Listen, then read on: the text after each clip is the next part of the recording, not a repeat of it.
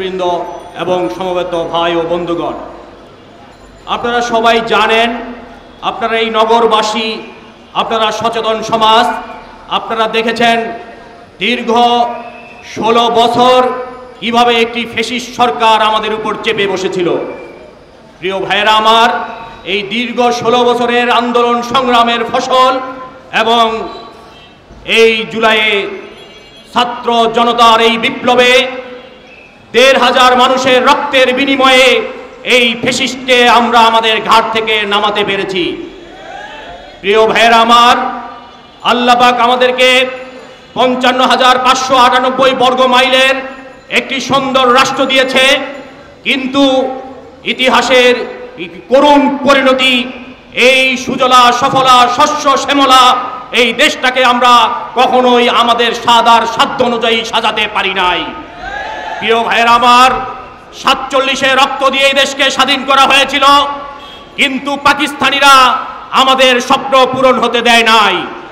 ৭১-এ আমরা আবার জীবন দিয়েছি, কিন্তু বাকশালীরা এই দেশটাকে আবার কুক্ষিগত করেছে।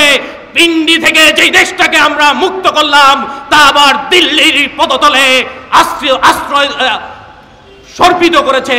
আমরা পাকিস্তান থেকে মুক্ত হয়েছি, আমাদেরকে ভারতের জিঞ্জিরে আবদ্ধ করেছে। প্রিয় ভাইয়েরা আমার, তাই ৭৫-এ শেখ মুজিব সহ আওয়ামী লীগারদের জীবন দিয়ে প্রমাণ করতে হয়েছে যে তারা স্বাধীন ছিলেন না, তারা ছিলেন ভারতের গোলাম, ভারতের গোলাম। তাই এদেশবাসী তাদেরকে বিতাড়িত করেছে, আবার মুক্ত হতে চেয়েছে। ভাইয়েরা আমার, কিন্তু ৭৫-এও আমরা মুক্ত হতে পারি নাই, আমাদেরকে আবারও সেই ভারতের জিঞ্জিরে আবদ্ধ করে রাখা হয়েছে।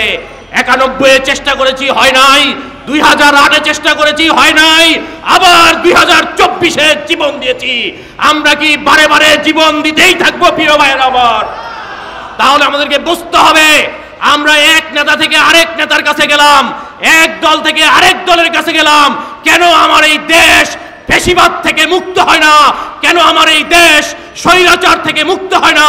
কেন এদেশের মানুষের ভাগ্যের পরিবর্তন হয় না? প্রিয় ভাইয়েরা আমার, স্পষ্ট করে বলতে চাই, নেতার পরিবর্তন করে, দলের পরিবর্তন করে মানুষের ভাগ্যের পরিবর্তন করা সম্ভব না।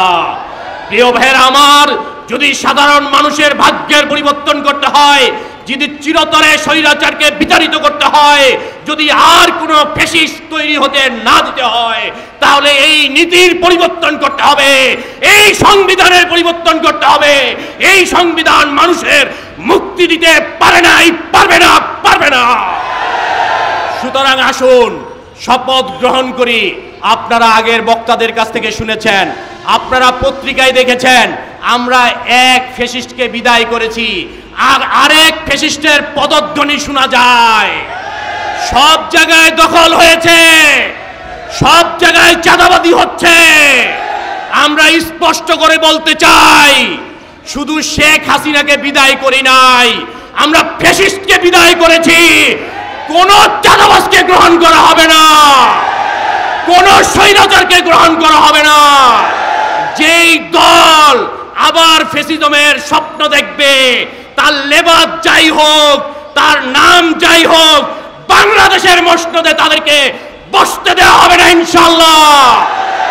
প্রিয় ভাইরা আমার, এই যে জুলাই বিপ্লবে ছাত্রদের সাথে একমাত্র রাজনৈতিক দল ইসলামী আন্দোলন বাংলাদেশ সামনের সারিতে থেকে লড়াই করেছে। প্রিয় ভাইরা আমার, আমরা আপনাদেরকে বলতে চাই, এই চাঁদা প্রধান অতিথির আগমন, শুভেচ্ছা স্বাগতম, নারায়ে তাকবীর। এই প্রধান অতিথির আগমন, শাহেখ জামানের আগমন, কোতলিবাসীর পক্ষ থেকে লাল গোলাম শুভেচ্ছা। আজকে